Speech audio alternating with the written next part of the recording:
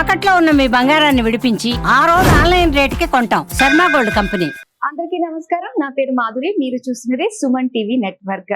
మరి మే 1వ తారీఖు నుంచి 15 తారీఖు వరకు ద్వాదశ రాసుల వారికి ఎలా ఉండబోతుందో మనకు తెలియజేయడానికి మనతో పాటు ఉన్నారు ప్రముఖ జ్యోతిష్య పండితులు బ్రహ్మశ్రీ నందిబట్ల శ్రీహరి శర్మ గురువు గారు. నమస్కారం గురువు గారు. వాగర్థావివ సంపృక్తౌ వాగర్థ ప్రతిపత్తయే జగతః పితరౌ వందే పార్వతీ పరమేశ్వరౌ ఆదిత్యాయ చ సోమాయ మంగళాయ బుధాయ చ గురుశుక్ర శనిభ్యశ్చ రాహవే కేతవే నమః. శృంగేరి జగద్గురు పీఠాధిపతులకి కంచి పీఠాధిపతులకి నమస్కారములు తెలియజేసుకుంటూ కార్యక్రమాన్ని ప్రారంభిద్దాం. గురుగారు, వృశ్చిక రాశి వారికి మరి 15 రోజులు ఎలా ఉండబోతుందంటారు? మే 1వ తారీఖు నుంచి 15వ తారీఖు వరకు 12 రాశుల్లో జన్మించినటువంటి వారికి ఏ విధంగా ఉండబోతుందో తెలుసుకునే ప్రయత్నం చేద్దాం. ముందుగా ఈ 12 రాశుల్లో జన్మించినటువంటి వారికి 1వ తారీఖు నుంచి 15వ తారీఖు వరకు ఏ రోజుల్లో ఆదాయం బాగుంటుంది, ఏ రోజుల్లో ఖర్చులు అధికంగా ఉంటాయి, ఏ రోజుల్లో మానసిక ప్రశాంతత లోపిస్తుంది, ఎప్పుడు ఎలాంటి నిర్ణయాలు తీసుకోవాలి అనేటువంటి విషయాల గురించి క్లుప్తంగా తెలియజేసుకునే ప్రయత్నం చేద్దాం. ఇక వీక్షించేటువంటి ప్రేక్షకులు కూడా గమనించాల్సిన అంశం ఏంటంటే, ప్రధానంగా గ్రహాలన్నీ కూడాను మారబోతున్నాయి ఈ మే మంత్లోనే. మే 14వ తారీఖు రోజున గురువు మిథున రాశిలోకి ప్రవేశం చేస్తున్నాడు. అలాగే కొన్ని పంచాంగాలలో 16వ తారీఖు మరియు కొన్ని పంచాంగాల్లో 18వ తారీఖు రోజున రాహువు మీనరాశి నుంచి కుంభరాశిలోకి, కేతువు కన్యా రాశి నుంచి సింహరాశిలోకి ప్రయాణం చేయడం జరుగుతుంది. కాబట్టి ప్రధానమైనటువంటి గ్రహాలు గురువు, రాహువు, కేతువు ఈ నెలలోనే మార్పు చెందబోతున్నారు. కాబట్టి దీని ప్రభావము భవిష్యత్తులో అనగా వచ్చే మే 15వ తారీఖు తర్వాత జరిగేటువంటి సంఘటనలకి మే 1వ తారీఖు నుంచే నాంది కాబోతుంటాయి. కాబట్టి ఈ మే 15 తర్వాత జరిగేటువంటి మార్పులకి 1వ తారీఖు నుంచే శ్రీకారం చుట్టబోతాయి. కాబట్టి గ్రహాలన్నీ కూడాను మార్పులు అనేటువంటివి ఉంటాయి. కాబట్టి జాగ్రత్తగా గమనించగలరు. ఇక మన గ్రహాల యొక్క స్థితిగతులు చూసుకున్నట్లయితే మేషంలో రవి, అలాగే వృషభంలో గురువు, కర్కాటకంలో కుజుడు, కన్యలో కేతువు, మీనంలో శుక్రుడు, బుధుడు, శని, రాహువు. బుధుడు 7వ తారీఖు నుంచి మేషరాశిలోకి ప్రవేశం చేస్తాడు. మే 1వ తారీఖు నుంచి 15వ తారీఖు వరకు వృశ్చిక రాశిలో జన్మించినటువంటి వారికి ఏ విధంగా ఉండబోతుందో తెలుసుకునే ప్రయత్నం చేద్దాం. ప్రధానంగా ఉద్యోగస్తులకి ఈ వృశ్చిక రాశి వారికి 29 మార్చి నుంచి శని ప్రభావం బయటపడిపోయింది. కాబట్టి అనుకూలమైనటువంటి సమయాలు, అనుకూలమైనటువంటి గ్రహస్థితి సంపూర్ణంగా ఉన్నటువంటి కారణం చేత అన్ని విషయాల్లో మీరు మంచి రాణింపును పొందుతారని చెప్పవచ్చు. ముఖ్యంగా నిరుద్యోగస్తులకి ఉద్యోగం లభించే అవకాశము ఈ 1వ తారీఖు నుంచి 15వ తారీఖు వరకు ఉంటుంది. కాబట్టి జాగ్రత్తగా ఆత్మవిశ్వాసంతో మీరు ప్రయత్నం చేసి ముందడుగు వేయండి. తప్పకుండా మీకు ఉద్యోగం లభిస్తుంది. ఇక ఆల్రెడీ ఉద్యోగం చేస్తున్న వాళ్ళైతే మంచి సంస్థల్లో ఉన్నత పదవిగా ఆలోచన చేసేటువంటి వ్యక్తులకి మంచి జరగబోతుంది. అంటే ఏంటి, కొత్త సంస్థలలో మంచి ఉద్యోగము లభించడం కానీ, లేదా ఆల్రెడీ చేస్తున్నటువంటి సంస్థల్లో పదోన్నతి ప్రమోషన్స్ రావడం కానీ జరిగే అవకాశాలు ఎక్కువ ఉంటాయి. తర్వాత చెప్పొచ్చేది ఏమిటంటే, అన్ని విధాలుగా అనుకూలముగా ఉండేటువంటి పరిస్థితి ఈ 15 రోజుల్లో ఉండబోతుంది. ఇక గురువు 7వ స్థానంలో ఉన్నటువంటి కారణం చేత లగ్నాన్ని వీక్షించడం, అనగా రాశిని వీక్షించడం, ఈ కారణం చేత ఈ వృశ్చిక రాశి వారికి అనుకున్నటువంటి పనులన్నీ కూడాను పూర్తి చేసుకోవడానికి మిత్రుల సహకారాలు, లేకపోతే పెద్దల యొక్క సహాయ సహకారాలు లభించడం అన్ని విధాలుగా ఆనందదాయకంగా ఉంటుందని చెప్పవచ్చు. ఇక విద్యార్థులకైతే వాళ్ళు ఏ విధంగా ప్రిపేర్ అవుతారో, ఏదనుకొని ఏ ర్యాంకుని కాన్సన్ట్రేషన్ చేసుకొని ప్రిపేర్ అవుతారో ఆ ర్యాంకుకి దగ్గరలోనే ఉంటారు. అంటే ప్రయత్నము కాస్త కొద్దిగా గట్టిగా చేస్తే అనుకున్నటువంటి సాధించగలుగుతారు. విద్యార్థులకి సువర్ణ అవకాశాలు లభిస్తాయని చెప్పవచ్చు. ఇక ప్రధానంగా కుజగ్రహ సంచార ప్రభావం వలన ముఖ్యంగా ఈ సంబంధించినటువంటి రాని బాకీలు వసూలయ్యే అవకాశాలు ఉంటాయి. మీకు రావాల్సినటువంటి డబ్బులు మీకు వచ్చే అవకాశాలు ఉంటాయి. అంతేకాకుండా ఆస్తి వివాదాలు ఏవైతే ఉన్నాయో వాటికి సంబంధించినటువంటి పరిష్కార దిశగా మీరు ముందడుగు వేస్తారు. ఏదైనా కాంప్రమైజ్ ధోరణి కావచ్చు, లేకపోతే ఆస్తి తగాదాల్లో ఏదైనా కానీ విజయం మీరు సొంతం చేసుకుంటారు అని చెప్పవచ్చు. ఇక శుక్రుడు, శని, బుధ, రాహుల యొక్క కలయిక పంచమ స్థానంలో చతుర్గ్రహ కూటమి ఉండడం, ప్రధానంగా సంతానం కోసం ఎదురు చూసేటువంటి వ్యక్తులకి సత్సంతానం కలిగేటువంటి అవకాశాలు గోచరమవుతున్నాయి.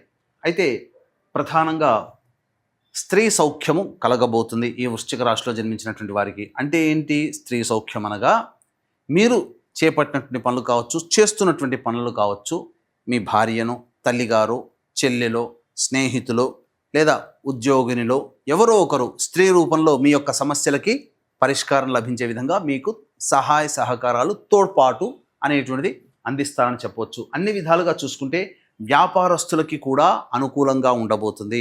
ముఖ్యంగా ప్రభుత్వ రంగంతో లావాదేవీలు జరిపేటువంటి వ్యక్తులు లేదా ప్రభుత్వ రంగ సంస్థల మీద ఆధారపడి జీవన విధానం సాగించేటువంటి వ్యక్తులకి సంపూర్ణమైనటువంటి సువర్ణ అవకాశాలు మీకు బాగా లభిస్తాయి. ప్రధానంగా టెండర్లు ఎదురు చూసేటువంటి వ్యక్తులకి వాళ్ళు వేసినటువంటి వ్యాపారస్తులు వేసినటువంటి టెండర్లు శాంక్షన్ కావడం, తద్వారా కొత్త కాంట్రాక్టులు లభించడం అనేటువంటిది లభిస్తాయి. ధనాదాయం చాలా చక్కగా ఉంటుంది. ఈ విధంగా 1వ తారీఖు నుంచి 15వ తారీఖు వరకు ఈ యొక్క వృశ్చిక రాశిలో జన్మించినటువంటి వారికి ఉండబోతుంది. ఇక వీక్షించేటువంటి ప్రేక్షకులకి గమనిక, మహావైశాఖి అనగా వైశాఖ పౌర్ణమి 12వ తారీఖు రోజున సముద్ర స్నానము చేయమని, ముఖ్యంగా పితృదేవతల అనుగ్రహాన్ని పొందమని మనకు శాస్త్రం చెప్పబడుతుంది. దీన్ని దృష్టిలో పెట్టుకుని తండ్రి వైపు 6 తరాలు, తల్లి వైపు 3 తరాల్లో దుర్మరణాలు పాలైనట్లయితే, అనగా road accident, fire accident, suicide attempt, నదిలో బావిలో పడి చనిపోవడం, ఇంట్లోంచి వెళ్ళిపోవడాలు, లివర్ ఫెయిల్యూర్, కిడ్నీ ఫెయిల్యూర్, క్యాన్సర్తో చనిపోవడము, పిండ ప్రదానాలు చేయలేకపోవడము, లేదా 60 సంవత్సరాల లోపల కుటుంబ సభ్యులు ఏ విధంగానైనా చనిపోయినా, ఇవన్నీ కూడా పితృదోషాలకే మనం చెప్పవచ్చు. కాబట్టి ఈ యొక్క పితృదోషాల నివారణార్థమై 12వ తారీఖు రోజున కార్యక్రమాలు జరిపించడం జరుగుతుంది. కాబట్టి 10వ తారీఖు లోపల ఎవరైనా రాదలిచినటువంటి వాళ్ళు, కార్యక్రమం చేయదలిచిన వాళ్ళు కార్యక్రమ తదనంతరం కాంటాక్ట్ చేసి పూర్తి వివరాలు తెలుసుకోవచ్చు. ఈ యొక్క దోషములు తొలగిపోతే మీరు అనుకున్నటువంటి పనులలో విజయాన్ని సాధిస్తారు. అన్నిటికంటే మించి చేపట్టినటువంటి ప్రతి పనిలో కూడాను ముందడుగు వేస్తారు. ధనాదాయం చాలా చక్కగా ఉంటుంది. ప్రశాంతకరమైన జీవితాన్ని పొందుతారు. ఏ పని చేసినా కలిసి రావట్లేదు అనేటువంటి వాళ్ళకి ఈ యొక్క దోష నివారణే పరిష్కారంగా చెప్పబడుతుంది. అయితే ఇప్పుడున్నటువంటి కాలంలో ప్రధానంగా ప్రతి దాంట్లో కూడా, ప్రతి వ్యాపారంలో కానీ, ప్రతి వృత్తిలో కానీ, ప్రతి ఉద్యోగంలో కానీ, ఎక్కడైనా కానీ మంచి చెడు ఉన్నట్టుగానే ఇప్పుడు ఈ యొక్క దోషాల పేరిట, అనగా మానవుడు ఉన్నటువంటివి 27 నక్షత్రాలు. ఆ 27 నక్షత్రాలలో 19 నక్షత్రాలలో జన్మిస్తే ఈ పితృశాపాలతో జన్మిస్తారు అని చెప్పి ఒక దుష్ప్రచారం మొదలు పెడుతున్నారు వ్యాపారాత్మక ధోరణితో. అంటే నక్షత్రంలో పుడితే జననం శాంతి చేయించుకునేది శాస్త్రం చెప్పబడింది. కానీ ఈ పితృశాపాలు, స్త్రీ శాపాలు, సర్పశాపాలు, దైవశాపాలు, గురు శాపాలు అనేటువంటి ఈ 5 శాపాలు అనేటువంటివి ఈ 19 నక్షత్రాల్లో పుడితేనే ఈ శాపాలు వస్తాయి అని చెప్పి ఒక దుష్ప్రచారం చేసి ఒక ప్రధానంగా శాస్త్రానికి మచ్చ తెస్తున్నారు. అటువంటి వాళ్ళు ఏంటంటే ప్రతి వ్యక్తులలో కూడా, ఒక కుటుంబంలో నలుగురులో ఎవరో ఒకరు ఈ నక్షత్రాల్లో పుడతారు. అమ్మో ఈ శాపాలు మాకున్నాయి, మేము చేసుకోకపోతే మాకు విముక్తి కాదేమో అని ఒక భయభ్రాంతులకు గురై అవసరం ఉన్నా లేకపోయినా మనం ఈ యొక్క కార్యక్రమాన్ని చేసుకుంటున్నారు. అంటే ఉదాహరణకి ఒకప్పుడు స్కైలాబ్ పడిపోతుందనంటే అందరూ ఉన్న ఆస్తులన్నీ అమ్ముకొని ఎంజాయ్ చేశారు, కానీ ఎక్కడో సముద్రంలో పడ్డది. పూర్తిగా పేదవాళ్ళు అయిపోయారు చాలామంది మన భారతదేశంలో. అట్లాగే ఈ విధంగా జరగబోతుంది. కాబట్టి అటువంటి దుష్ప్రచారాలని నమ్మకండి వీక్షించేటువంటి ప్రేక్షకులకి. అంతేకాకుండా సహజంగా నిజాయితీగా చేయించదలిస్తే 3 నుంచి 4 గంటలు పడుతుంది ఇటువంటి శాప నివృత్తి కార్యక్రమాలు. కానీ ధనార్జనే ధ్యేయంగా 45 నిమిషాలు లేదా ఒక్క బ్రాహ్మణుని పెట్టి 45 నిమిషాలు, గంటలో ఈ కార్యక్రమాన్ని పూర్తి చేస్తున్నారు. ఇది చాలా మోసంతో కూడుకున్నటువంటి పని. అటువంటి మోసానికి మీరు గురి కావద్దు అని నిజాయితీగా చెప్పడం జరుగుతుంది. కాబట్టి అవకాశం ఉంటే 2013 సంవత్సరం నుంచి నిజాయితీగా చేయిస్తున్నటువంటి ఈ కార్యక్రమంలో మీరు పాల్గొని దైవానుగ్రహాన్ని, అంతకుమించి పితృదేవత అనుగ్రహాన్ని తరించవచ్చు. సముద్ర స్నానం వైశాఖ పౌర్ణమి పితృదేవత అనుగ్రహాన్ని పొందేటువంటి రోజుగా చెప్పబడి ఉంది. అటువంటిది మనం కర్ణాటకలో చేయిస్తున్నాం. అవకాశం ఉన్నవాళ్ళు 10వ తారీఖు లోపల ఈ కార్యక్రమంలో నమోదు చేసుకోవచ్చు. అలాగే మహిళలకి ఎలా ఉండబోతుంది అంటారు గురుగారు? ముఖ్యంగా ఇక గమనించుకున్నట్లయితే ఈ యొక్క వృశ్చిక రాశిలో జన్మించినటువంటి మహిళలకి కోల్పోయినటువంటి గౌరవం తిరిగి పొందుతారు. అన్ని విధాలుగా అనుకూలంగా ఉంటుంది. ఇక చెప్పొచ్చేది ఏమిటంటే, ప్రధానంగా ఈ యొక్క రాశిలో జన్మించినటువంటి మహిళలకి బాధ్యతలు పెరుగుతాయి.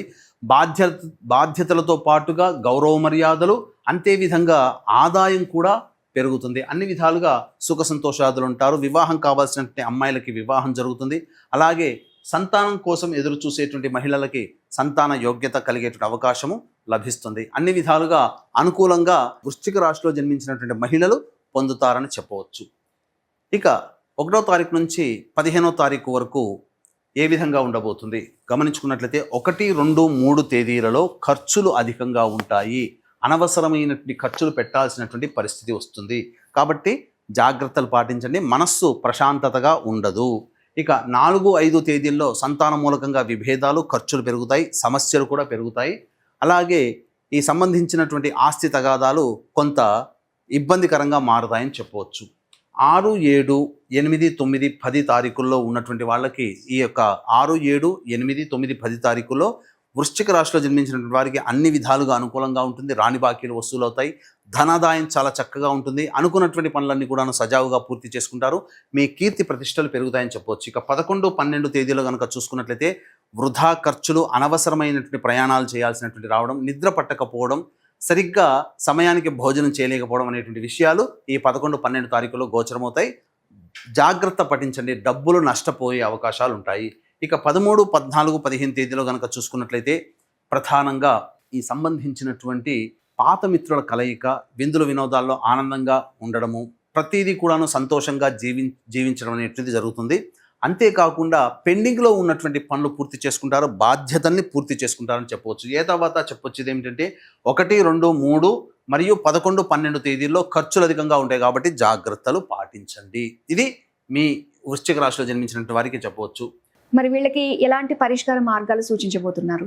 ఇక వృశ్చిక రాశిలో జన్మించినటువంటి వారికి సమస్యలు ఉన్నప్పుడు ఈ సమస్యల పరిష్కారం కోసం ప్రతిరోజు కూడాను కాలభైరవాష్టక పారాయణం రోజుకి 3 సార్లు చేసుకుంటే చాలా మటుకు ఆనందదాయకంగా ఉంటుంది.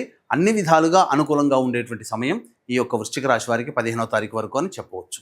గురుగారు, మే 1 నుంచి 15 వరకు ద్వాదశ రాశుల వారికి ఎలా ఉండబోతుందో, ఎలాంటి పరిష్కార మార్గాలు వాళ్ళు పాటిస్తే అంతా మంచి జరుగుతుంది అన్న విషయాలు మాకు తెలియజేసినందుకు ధన్యవాదాలు. సర్వం శ్రీ ఉమామహేశ్వర పరబ్రహ్మార్పణమస్తు.